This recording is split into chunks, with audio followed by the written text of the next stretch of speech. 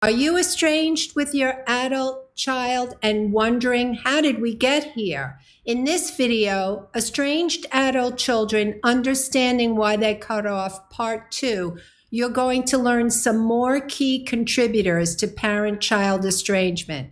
Remember, being informed will empower you and prepare you for your self-growth and for future reconciliation. Hi, I'm Morin. I'm a therapist and a wellness coach, and I help women get out of stuck by practicing daily routines so they can experience less stress and greater joy. Let's get started. So, estrangement is a complex mix of factors that break down a relationship over time and even generations. It doesn't just come from poor communication, and it's not just about one difficult person. The first contributing factor of why kids cut off is the societal change. Yes, we've had many positive societal changes, more equality, opportunity, and freedoms. And these have been an advantage to our society. But there are some changes. For example, the idea of individualism. And individualism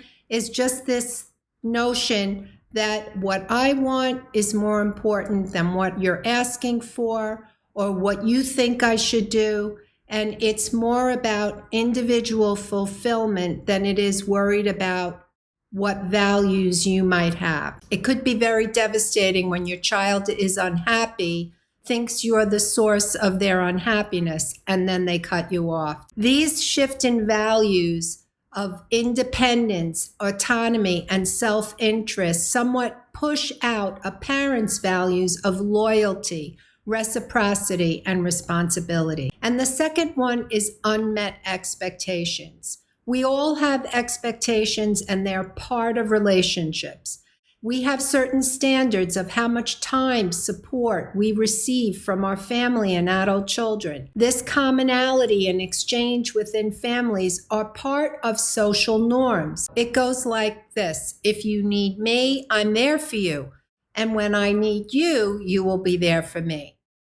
Not all people follow this, and so when they break the standard, it can feel like a violation and cause friction and resentment.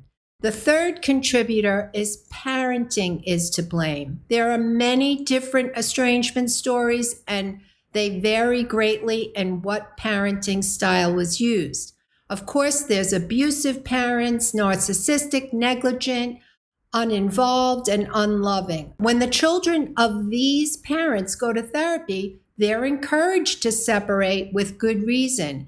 However, recently the bar has changed such that abuse now includes things like inconsistent parenting, fighting, yelling, and on occasion, maybe some nasty behaviors directed towards the child. Less than the best parenting hurts kids. There is no doubt in that.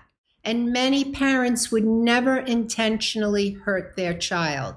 But from my research, it appears that the focus of blaming parents anywhere on the spectrum is fashionable. And then the fourth reason is your money. Many estrangement stories are fights or arguments, disappointments over the who, what, where, and how of your money and property. There could be sibling rivalries, expectations of unending support, unpaid loans, and their perception of unfair inheritances, which can aggravate the conflict. Often deep-rooted conflict can result in estrangement when no resolution occurs. Number 5, a history of ineffective communication patterns. So look at it as a spectrum. You can have families that never discussed anything and everything was kept quiet, that was disturbing or upsetting. No one talked about it. And then you can have the extreme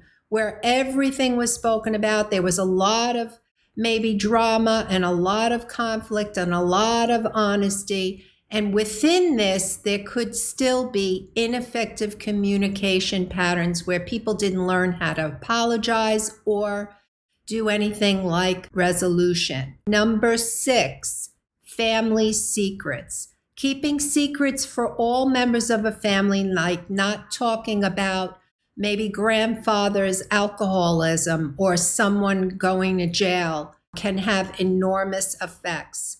Okay, so I promised you one more skill for communicating.